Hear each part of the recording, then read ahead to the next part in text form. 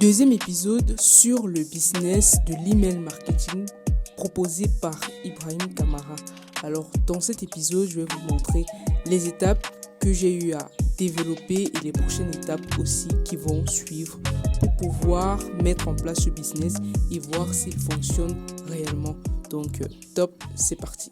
Ok, actuellement, il est 4h46 et je viens de terminer la première phase de la mise en place de cette activité, de ce business qui consistait à choisir une niche.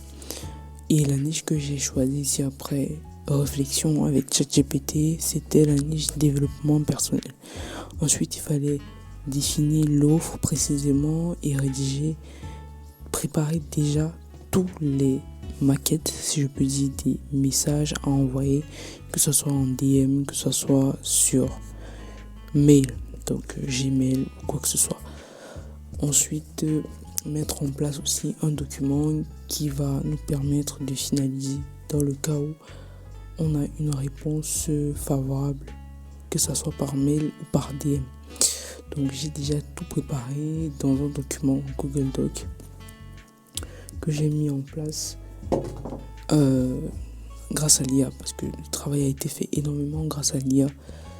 Et maintenant, ce que je vais faire, c'est rédiger une adresse, un Google Sheet où je vais venir répertorier 100 prospects potentiels sur la niche développement personnel. Les prospects vont être choisis sur YouTube. Déjà, je vais vous montrer rapidement à quoi ressemble d'abord le document de prospection que j'ai rédigé pour que vous puissiez avoir une idée exacte de ce que j'ai pu travailler avec l'IA. Voilà le document script de closing, créateur de contenu, développement personnel. Donc là, vous avez un mail que j'ai généré grâce à l'IA. Ce mail, je vais l'envoyer à tous les créateurs de contenu. Et c'est un mail qui va pouvoir être personnalisé, mais il y a des parties qui ne seront pas personnalisables. Ensuite, il y a le mail de réponse. Parce que si j'envoie un mail et que le créateur me répond par oui, il va falloir que je l'envoie un second mail pour continuer en fait la conversation. Ou s'il m'envoie un non, et je dois toujours envoyer un mail. Donc pour le oui, j'ai rédigé un mail qui me permet en fait de rediriger directement le prospect vers WhatsApp. Je crois que c'est beaucoup plus facile, l'échange devient beaucoup plus fluide que de passer par exemple sur Telegram ou je sais pas trop quoi. Donc et il y a maintenant les messages de relance. Donc les messages de relance, c'est au cas où le créateur n'a pas eu à voir les messages envoyés. Ensuite, il y aura un document qui va être rédigé dans le cas où le client accepte. Ça sera un document de contrat en quelque sorte. Bon, depuis hier, j'ai la difficulté à travailler sur l'ordinateur. On a une très mauvaise connexion. Bon, je sais pas si c'est la connexion qui a un problème ou bien ce sont mes appareils qui dérangent. J'arrive pas à accéder en fait à des sites. Pourtant, je peux accéder à d'autres sites sur Google. C'est assez bizarre et je suis obligé tout le temps d'activer le VPN. Alors ce matin, j'ai tout fait pour trouver une solution, mais au final, j'ai installé un VPN, Windscribe. Je sais pas si vous connaissez ce VPN. Déjà, je tiens à préciser que c'est pas de la publicité. Donc j'ai installé ce VPN et là j'arrive quand même à importer mes vidéos, à faire pas mal de choses que je n'arrivais pas à faire depuis hier. Toute la journée, c'était pas évident, même hier soir. Je suis à l'étape où je suis en train de chercher les prospects qualifiés pour prospecter. Et la niche que j'ai choisie, c'était la niche dev perso. Mais je me rends compte que c'est une niche assez compliquée. Donc, l'idée que j'ai eue, c'est d'avoir donc deux niches sur lesquelles je vais travailler. Je suis en train de voir entre le développement personnel, la niche dev perso et la niche business. Ou la niche dev perso et la niche fitness.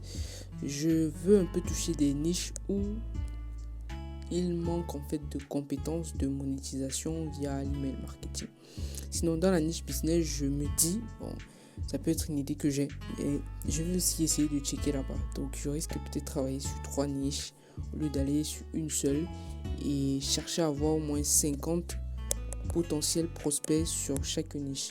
Et après ça, on va passer directement à la prospection, envoyer au total 150 000. Oui, et puis on verra la suite. Donc si j'arrive, mon but en fait avec ceci, c'est d'avoir au moins un client. Si j'arrive à avoir au moins un client, ça prouve que c'est un business potentiellement qui peut rapporter de l'argent. Et puis voir comment est-ce que je vais lancer ça proprement. Si j'arrive vraiment à signer un contrat, il fait tout le job qu'il y a à faire.